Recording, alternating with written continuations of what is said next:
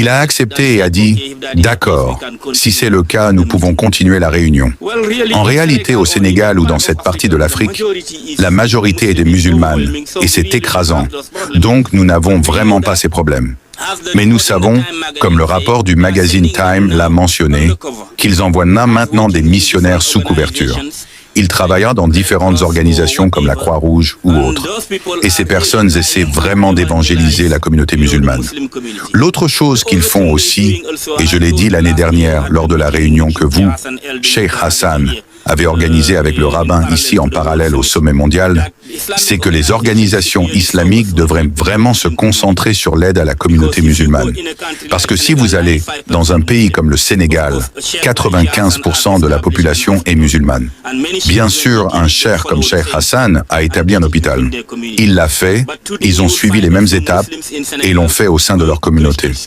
Mais aujourd'hui, vous trouverez aussi des musulmans au Sénégal qui envoient leurs enfants dans des écoles chrétiennes pour qu'ils reçoivent une éducation, ou qui vont dans des institutions chrétiennes pour obtenir des soins de santé. Et ce n'est pas juste quand on sait que les musulmans dans ce monde ont assez d'argent pour financer les communautés musulmanes, afin qu'elles puissent être indépendantes, tant sur le plan éducatif que sanitaire. Et je pense aussi que si nous participons à de nombreuses réunions, Youssef Shahzad voyage à travers le monde. Mais la plupart du temps, lorsqu'il voyage, c'est soit pour répandre la parole de l'islam, soit pour des activités humanitaires. En ayant une ONG créée par les Nations Unies, il assiste toujours aux réunions de l'ONU. Par exemple, lorsqu'il a assisté à la réunion qui parlait de la réduction de la pauvreté, il a cité un hadith du prophète. Et quand nous sommes retournés à l'hôtel UN Plaza, où nous logions, sans savoir que le représentant de l'Arabita était présent à la réunion, il a appelé et a dit « Cher, je tiens à vous féliciter. J'ai appelé tous mes amis à travers le monde pour leur dire qu'aujourd'hui, à la tribune des Nations Unies, devant les Juifs, les chrétiens et les non-croyants, vous avez osé mentionner le hadith du prophète, sallallahu alayhi wa sallam. Le cheikh a répondu, pourquoi ne mentionnerais-je pas le prophète lorsque ces gens mentionnent Mère Teresa ou la princesse Diana? En tant que musulman, je devrais aussi mentionner le prophète Muhammad, sallallahu alayhi wa sallam. Donc, avec toutes ces activités qu'il mène, certaines personnes qui ne comprennent pas disent « Pourquoi iriez-vous à l'ONU? Pourquoi iriez-vous à l'UNICEF ?» Et je leur ai dit que nous devons être présents en tant que musulmans dans toutes ces communautés et organisations. Car qu'on le veuille ou non, certaines décisions affecteront nos vies. Et si les musulmans ne sont pas présents, ils ne pourront pas exprimer le point de vue de l'islam ou défendre le point de vue de l'islam. C'est pourquoi l'African American Islamic Institute organise toute la communauté des ONG au Sénégal pour se rencontrer et discuter des sujets qui seront abordés aux Nations Unies. Ensuite, ils rédigeront un rapport et Cheikh Hassan le présentera au nom de cette communauté des ONG du Sénégal à l'ONU. La réunion a eu lieu hier et avant-hier et le rapport est prêt. Inch'Allah, en septembre, nous le présenterons aux Nations Unies comme le point de vue de la communauté des ONG du Sénégal. Et bien sûr, le point de vue islamique, car 95% de la population du Sénégal est de musulmanes. Les événements du 11 septembre ont-ils affecté votre organisation? Et quelle a été votre réponse, Cheikh Hassan, aux événements du 11 septembre? Et quelles ont été vos paroles? Cheikh Jiloum, vous pouvez poser cette question. Les événements du 11 septembre. Quelle a été votre réponse aux musulmans et aux non-musulmans à travers le monde? Et comment voyez-vous le monde changer après le 11 septembre, après ces événements? À nos frères américains, musulmans et non-musulmans, que l'islam n'a rien à voir avec cela. Certaines personnes, si elles sont en désaccord avec le gouvernement américain et ont commis le 11 septembre, c'est leur propre problème. Nous devons faire de notre mieux pour trouver ces personnes, les arrêter et les présenter devant la justice pour qu'elles soient jugées. Il est injuste de juger tous les musulmans à travers le monde, car dans notre livre, il est dit « Wala taziru wa aziratu muiziru okwa », ce qui signifie que vous ne pouvez pas blâmer quelqu'un pour le crime d'un autre. L'année dernière, j'ai été invité au Capitole à Washington, et le lendemain, nous avons également été invités au département d'État. Lors de ces réunions, on m'a demandé de parler de l'islam. J'ai dit que l'islam est une religion de paix.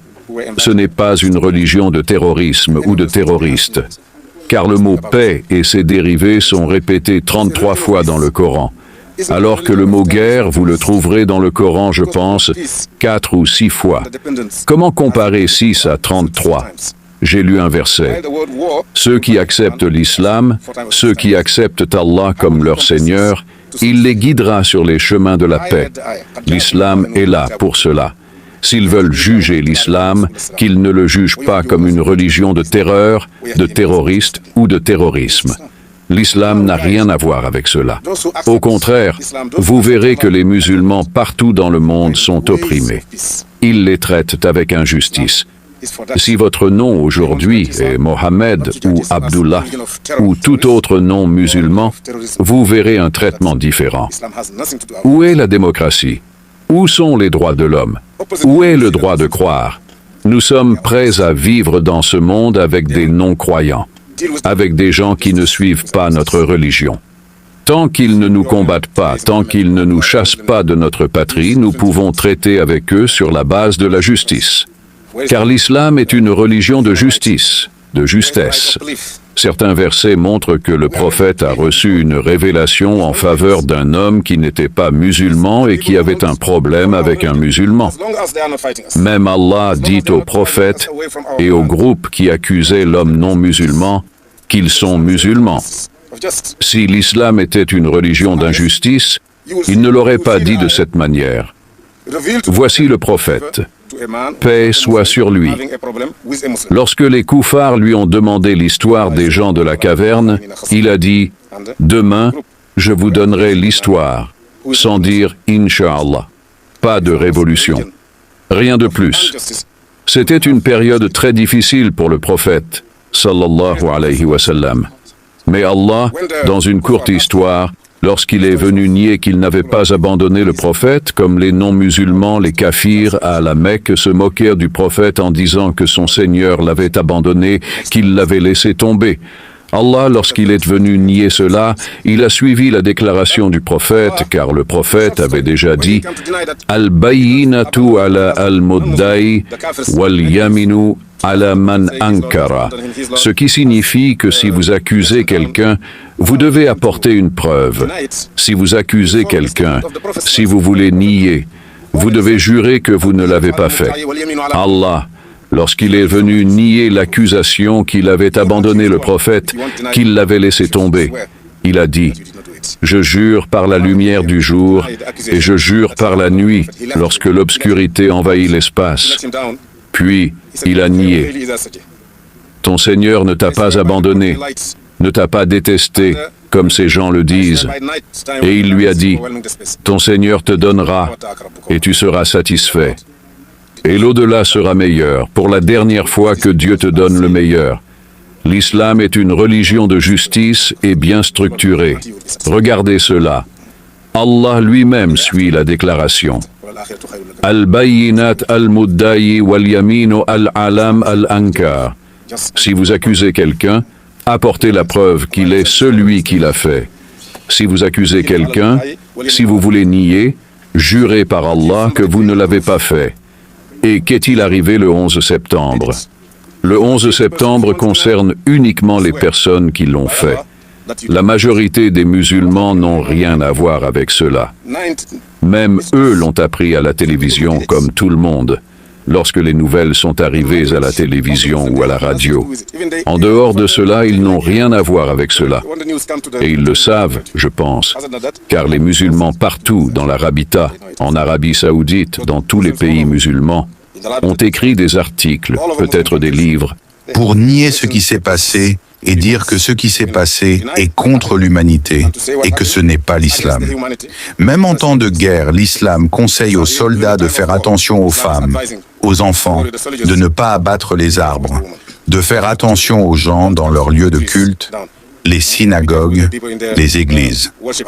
Omar ibn Khattab a donné un très bon exemple. Lorsqu'il a conquis Jérusalem, à l'intérieur de l'église, au moment de la prière, les gens ont dit « Vous ne pouvez pas prier ici ». J'ai dit « Non, Dès que je sortirai, les musulmans prendront cet endroit par la force et en feront une mosquée. Laissez-moi prier à l'extérieur. Il a prié à l'extérieur. Et là, si vous allez, vous verrez la mosquée d'Omar, directement à côté de l'église. L'église est d'un côté et la mosquée de l'autre. Cela montre aussi que l'islam est une religion de justice. Ce n'est pas du tout une religion de terrorisme ou de terroristes. Lorsque l'islam a pris l'épée pour combattre, c'était pour se défendre. 13 ans à la Mecque, appelant à Allah, ne pas adorer les idoles, les gens les combattaient. Soumaïa, Bilal, tous ces exemples étaient très clairs. Ils ont migré en Éthiopie, puis à Médine après 13 ans de persécution. À Médine aussi, ils les ont suivis pour les combattre, pour les arrêter. En effet, ce qui s'est passé est contraire à l'islam. Et nous, musulmans, comme nous l'avons entendu de nombreuses communautés musulmanes, à commencer par la Rabita et partout dans le monde, tous nient cela. Et ils n'ont rien à voir avec ces criminels.